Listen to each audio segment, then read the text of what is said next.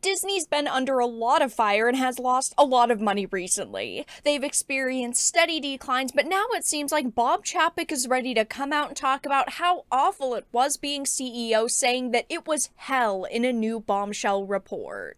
I have a few different things that I want to show off, but before we get into the topic, if you enjoy the content that I create, make sure to subscribe to the channel and hit the notification bell. Follow me on social media so you can see when my content is posted, and of course, if you do really enjoy the videos and live streams I create, consider becoming a Dark Titan via Patreon or a supporter via YouTube memberships. So I'm primarily going to be referencing this Inside the Magic article. It says Bob Chapek says working at Disney was hell in new bombshell report. Now, I never really liked Bob Chapek. I don't even like Bob Iger. These are two men who have stumbled a lot in their paths, in their careers. But it is kind of funny to see Bob Chapek come out and say this now, because when he left Disney, he said that it was such an amazing opportunity because he had worked at Disney for so many years before that. I mean, he was the head of the parks and resorts, and he did a pretty good job in his position, but then they decided to throw him into the deep end and put him in Bob Iger's seat, and he just was not prepared for it, and he did, launch a lot of big failures and did not really do anything positively noteworthy in his time as the CEO. But it says a new statement from former Walt Disney Company CEO Bob Chapek is making the rounds.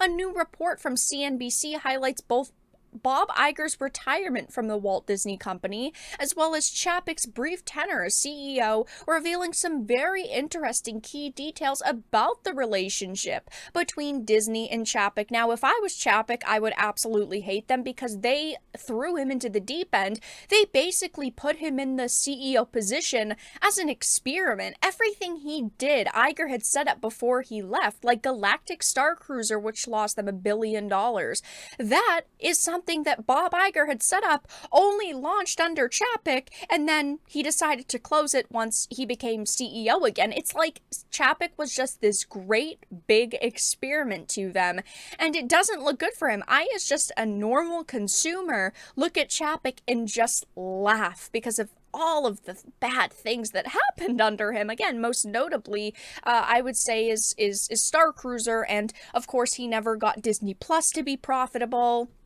The parks were struggling for a time, which was due to, the shutdowns, but still, it was still under his watch.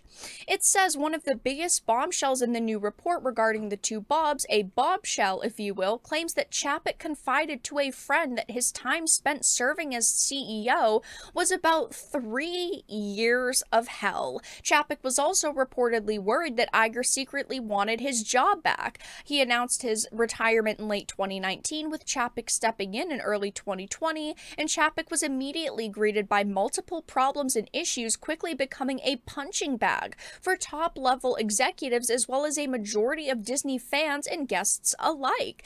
I think that this is hilarious because I do think that Iger never really wanted to leave. I think that they gave it to Chapek to see if somebody could stand up to Iger, to see if, in just a few short years, if someone really could start rivaling Iger, because how many people really get the opportunity to be a CEO of a company like Disney? I mean, every company has their big wig CEOs, right? But Disney is absolutely massive, and there's so many different things that they're constantly digging their claws into and constantly trying to make money from. And Iger obviously is a staple at Disney, right? He is the foundation of what Disney is right now. Even though they are struggling, he does have a lot of good things that he has done, or successful things that he has done for the company. And I do think that he probably always wanted this job back. Maybe they were hoping that, wow, we're going to get someone who's going to do as good as Iger, and then Iger's not going to have to come back. But after only 3 years of being away and him coming back, either Disney was absolutely desperate, or Iger was like, nah, this experiment failed, just give it back to me, I'll just keep doing it. Because, keep in mind, when he returned, he had said that he was only staying for 2 years maximum, and they only a couple of months ago renewed that contract for another 2 years. It says Chapek issued the following statement to CNBC through a spokesperson.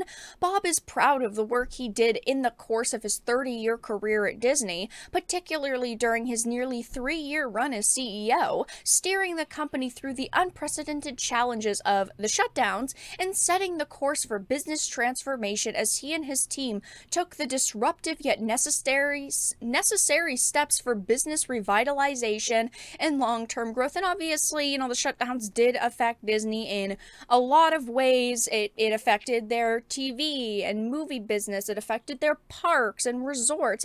It did have an effect on them, but at the same time, it's pretty questionable that, the hands of CEOs changed for only a few short years during those downtimes. Just like Bob Iger did not want that stain on his name and on his reputation, so he handed it off to somebody else, and somebody who clearly could not get a grip on the situation. I mean, yeah, Bob Iger was at Disney for roughly 30 years, but again, he started off as someone smaller. He eventually worked his way up to the head of the parks and resorts, but it's still a whole different beast when you have parks and resorts, and then you have, Disney Plus, and you have TV shows, and you have movies, and you also are launching massive new additions to theme parks like Galactic Star Cruiser, which lost them so much money. I mean, it's a lot.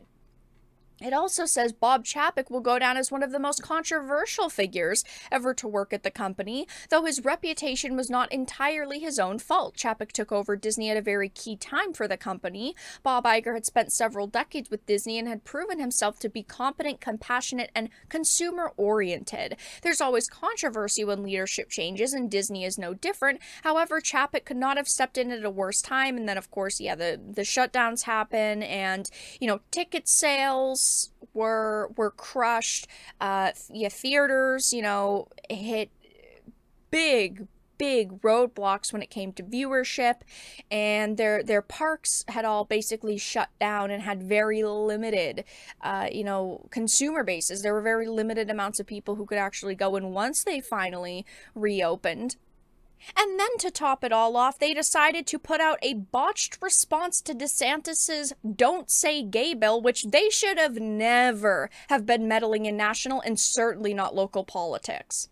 The issues that they got themselves caught up in should have been left to voters and politicians, not a company that makes movies and cartoons and games. But yes, over the years, Disney has faced, a lot of controversy, and a lot of it that Bob Chapek did end up leading.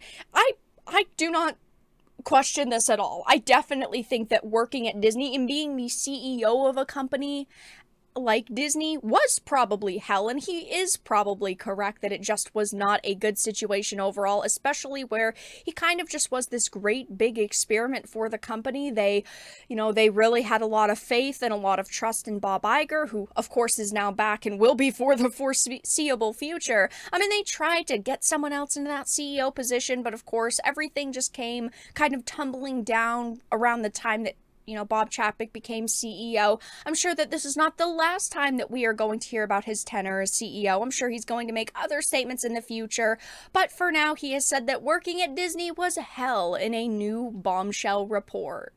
But that's all that I really had to discuss in this video. Let everyone know your thoughts in the comment section down below. If you enjoyed this and of course found it important and informative, make sure to give it a like, share it, and subscribe to the channel. And of course, if you didn't, make sure to give it a dislike. I appreciate your support either way, but I will talk to you all again in the next video really soon.